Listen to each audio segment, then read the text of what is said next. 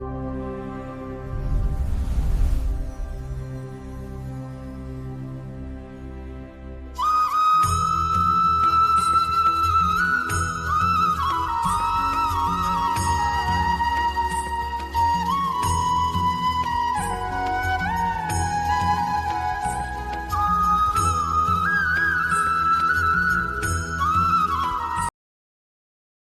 मित्रों, जय श्री राधे।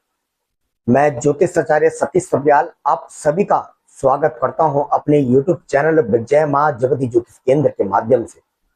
आज हम बात करेंगे देवगुरु बृहस्पति का राशि परिवर्तन के बारे में। मित्रों, जैसा कि आप जानते हैं, देवगुरु बृहस्पति का राशि परिवर्तन पूरे 12 साल के बाद होने जा रहा है, जो कि वह अपनी उच्च राशि पर कर्क राशि पर विराजमान होने जा रहे हैं। तुला राशि वालों के लिए बृहस्पति का गोचर एक बहुत ही बड़ा बदलाव लेकर आ रहा है, क्योंकि तुला राशि वालों के लिए बृहस्पति देव उनके कर्म के भाव में विराजमान है, यानी कि दसम भाव में विराजमान है। दसम घर आपके करियर का घर होता है, आपके कर्म का घर होता है, और दसम घर आपके सरकारी नौकरी इत्यादि का घर भी दसम घर होता है। दसम घर में बृहस्पति उच्च के होकर के विराजमान है और वहां से 3 दृष्टि भी डाल रहे हैं, जो कि देखिए आप स्क्रीन पर कुंडली देख रहे होंगे। एक उनकी दृष्टि जो पड़ रही है वो द्वितीय घर में पड़ रही है, दूसरी दृष्टि उनकी जो सप्तम दृष्टि पड़ रही है वो आपके चतुर्थ घर पर पड़ रही है, और जो लास्ट दृष्टि है नवी दृष्टि आपके छठे घर यानी कि आपके रोग के घर पर भी पड़ रही है।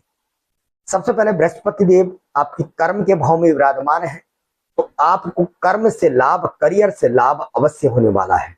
अगर आप देख रहे थे लंबे समय से मेरा प्रमोशन किसी न किसी कारणवश से रुका हुआ पड़ा है या दिक्कतें परेशानियां आपके सामने आ रही है, तो यह समय बहुत ही अच्छा है। आपको प्रमोशन का लाभ अवश्य मिलेगा या आपका प्रमोशन अवश्य होगा।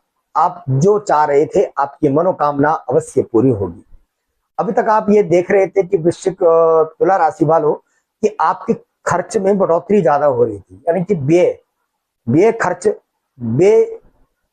बेगुना का खर्च हो रहा था, बेफालतू का खर्च हो रहा था।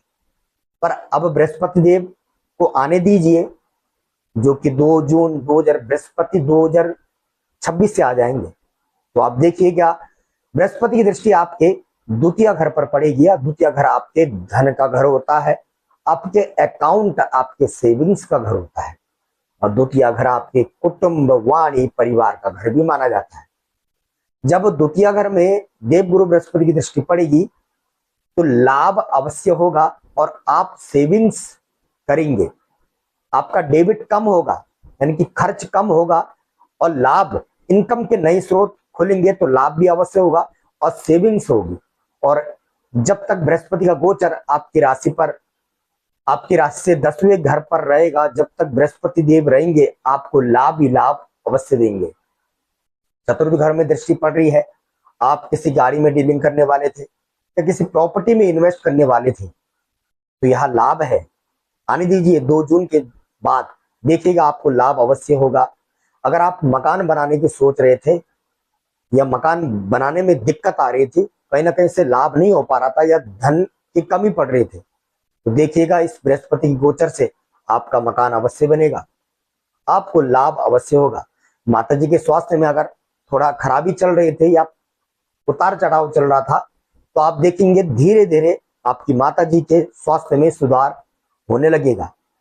और आपका खुद का स्वास्थ्य भी अगर आप खराब चल रहा था, तो बृहस्पति की दृष्टि आपके अब छठे घर में पड़ने वाली है, नवी दृष्टि, और बृहस्पति अपनी ही राशि को देख रहे हैं।